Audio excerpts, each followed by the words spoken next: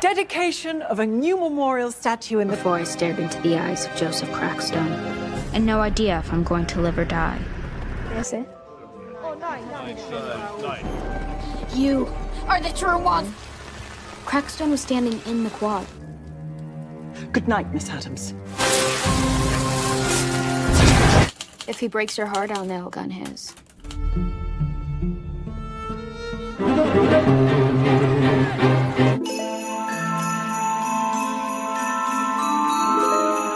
Episode 3 dimulai, terlihat Wednesday ini ketahuan menyelinap ke ruang rahasia dan sedang disekap oleh sekumpulan sekte aneh yang sedang menjalankan ritual. Tanpa diduga, sekte tersebut merupakan sekumpulan siswa Nevermore yang diketuai oleh Bianca, sebuah klub elit bernama Nightside. Karena kerahasiaan klub tersebut, Tyler mengajukan agar Wednesday ini direkrut karena sudah mengetahui sekte klub mereka. Tetapi Wednesday tentunya menolak untuk bergabung. Sampai akhirnya ia pun dibebaskan dan pergi dari tempat tersebut. I freed myself 5 minutes ago. Setelah mendapatkan sebuah buku yang ia cari, Wednesday terus melakukan investigasi sampai akhirnya ia mendapatkan beberapa benang petunjuk baru yang cukup banyak atas kasus yang menimpa Rowan. Ia bertanya-tanya jika memang ia diramalkan akan menghancurkan Nevermore, mengapa ia terlihat seperti sedang berhadapan dengan seorang peziarah yang ada pada gambar yang ia amati. Ia bertanya apa hubungan si lelaki peziarah itu dengan kasus ini. Singkat cerita, para siswa Nevermore sedang berkumpul untuk acara volunteer dan peresmian patung baru di alun-alun kota. Satu persatu dari mereka diberi sebuah kartu untuk diundi di tempat mana mereka akan ditugaskan untuk melaksanakan kerja bakti itu. Wednesday rupanya mendapatkan tugas volunteer di Urias Heep, yaitu tempat toko barang-barang antik. Lalu Clarissa menghampiri Wednesday karena kemampuan musiknya yang ia sempat perlihatkan di rooftop tempo hari. Ia lalu diminta oleh kepala sekolah untuk melakukan permainan selo mendampingi drum band SMA Jericho dalam acara peresmian patung di alun-alun kota nanti. Sesampainya di lokasi, Wednesday ini menghampiri Tyler yang sedang menatap sebuah dinding kosong. Lalu Wednesday tampak mengobrol dengan Tyler mengenai kasus pembunuhan Rowan. Di sini, Tyler juga mengatakan ia merasa aneh dengan gambar Wednesday bersama Crackstone yang dibuat seorang peramal 30 tahun yang lalu. Dari pernyataan Tyler, Wednesday pun seperti semakin penasaran dan bertanya lebih dalam mengenai Crackstone yang diketahui ternyata sebagai founding father atau pendiri Jericho. You didn't seem surprised when I showed you this last night. Okay, everyone, we'll see you back here at 1 o'clock for lunch. Karena di tempat atau di dunia peziarah seperti terdapat teka-teki, di sini Wednesday ini meminta Annette untuk bertukar tugas dengannya supaya Wednesday ini bisa masuk ke tempat peziarah tersebut. Awalnya Annette menolak, tetapi setelah diberitahu bahwa orang yang Annette sukai yaitu Ajak bertugas volunteer di toko barang antik, akhirnya ia pun menyetujuinya. Thank you. You're the best. Para kelompok dunia peziarah ini sudah berkumpul, terlihat seorang petugas bernama Arlene memberikan sebuah arahan kepada para siswa. Lalu Wednesday memotong pembicaraan wanita tersebut. Ia meminta agar ditempatkan untuk volunteer di ruangan barang atau peninggalan artefak Crackstone. Rupanya permintaan tersebut Wednesday ajukan untuk mencari tahu lebih dalam tentang Crackstone.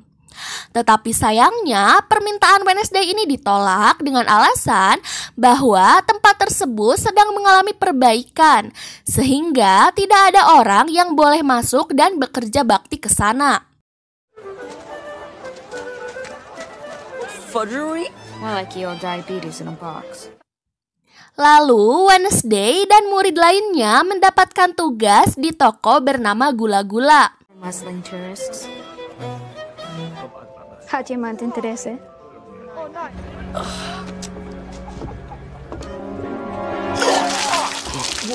Singkat cerita, Wednesday ini membantu temannya si kacamata yang sedang dibully oleh sekumpulan pria nakal. Bagi Wednesday, mungkin peraturan dibuat untuk dilanggar ya. Sebagai imbalan, Wednesday meminta teman kacamatanya itu untuk membantu ia supaya menyelinap ke sebuah ruangan pertemuan lama Cragston. The fudge is definitely the best thing about this place. Di ruangan pertemuan itu, Wednesday melihat sebuah lukisan aneh, di mana di lukisan tersebut terdapat seorang gadis sedang membawa buku kitab bayangan seperti yang ia pernah lihat di dalam penerawangannya. Di ruangan itu, ia juga akhirnya menemukan sebuah kitab bayangan yang ia cari. Tapi sayangnya, kitab tersebut palsu dan hanya sebuah replika saja. Sebelum menemukan bukti lain, sayangnya Wednesday ini ketahuan oleh Arlen dan dipindah tugaskan ke Fuji. Di toko barang antik, ketika Annette ini sedang menjalankan tugas volunteernya, ia bertemu dengan seorang pria kucel misterius yang sedang melihat-lihat kamera antik yang ada di sana. Rupanya, diam-diam pria kucel tersebut mencuri kamera itu. Kembali ke Annette, ia terlihat selalu menempel dengan Ajak, bahkan bertingkah imut memberi kode dan merayu Ajak. Setelah diberi kode ala wanita gatal oleh Annette, ia akhirnya diajak untuk berkencan di belakang rumah kaca oleh Ajak. I do. Hey Ajax! Singkat cerita, Wednesday ini kabur dari tempat peziarah dan pergi ke kafe tempat bekerja Tyler. Wednesday ingin bertanya mengenai rumah pertemuan peziarah tahun 1600-an. Setelah mengetahui informasi tempat itu dari Tyler, ia pun langsung pergi. Sesampainya di tempat peziarah, suasana tampak sunyi dan menyeramkan. Terlihat sebuah rumah tua yang ditempati oleh lelaki paruh baya. Setelah disiksa oleh Ting atau si tangan ajaib, lelaki paruh baya tersebut akhirnya kabur. Thing a hand here.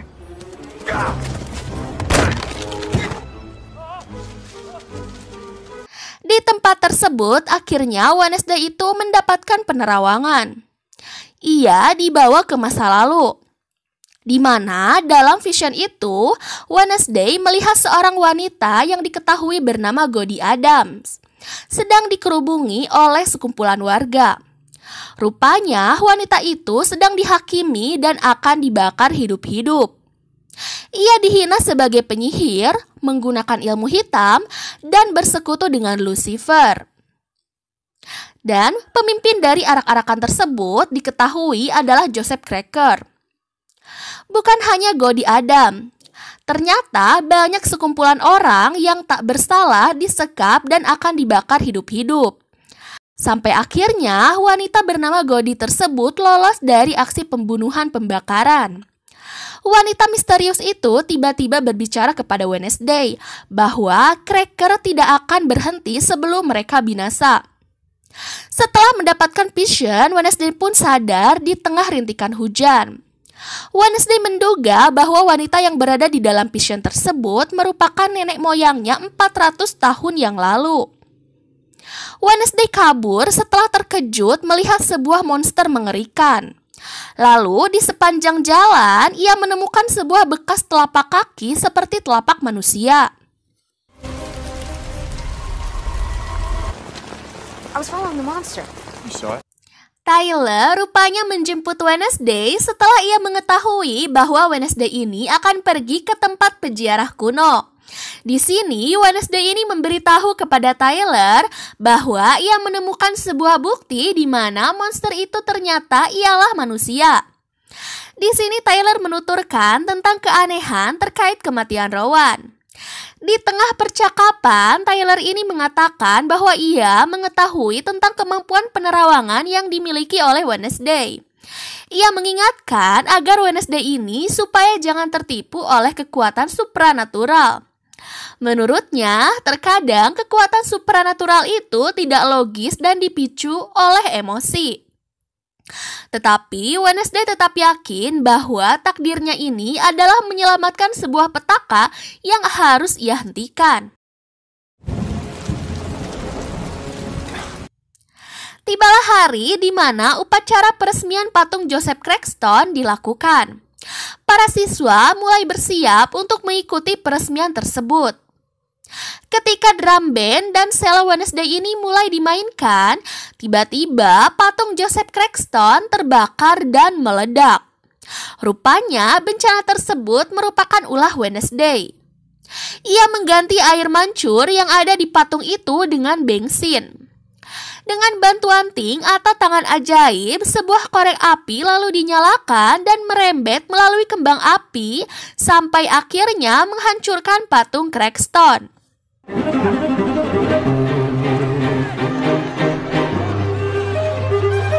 Rupanya Clarissa ini sudah mencurigai Wednesday yang telah membuat kekacauan.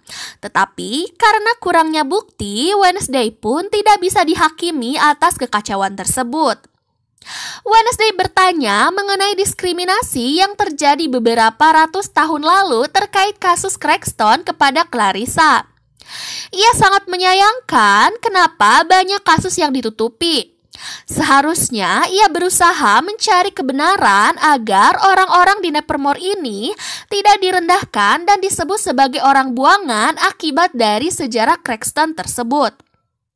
Singkat cerita, lelaki kucel yang tinggal di rumah gubuk tua tersebut mati di mukbang monster ketika sedang mengecek sebuah kamera antik. Untungnya, beberapa bukti ditemukan dari hasil jepretan otomatis kamera tua tersebut.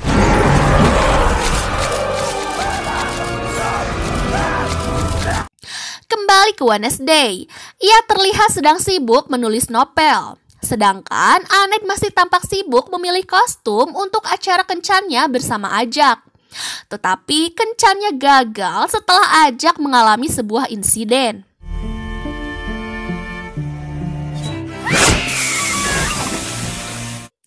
Wednesday masih menyelidiki mengenai ramalan yang disampaikan Rowan mengenai Crackston dan dirinya di masa depan.